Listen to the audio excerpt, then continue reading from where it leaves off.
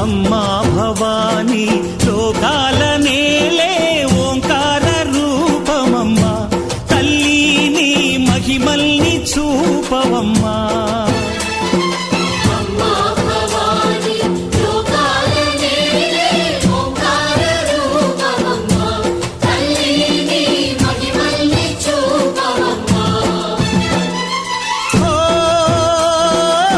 సృష్టికే దీపమా, శక్తికే మూలమా, సింహరథమే నీదమ్మా.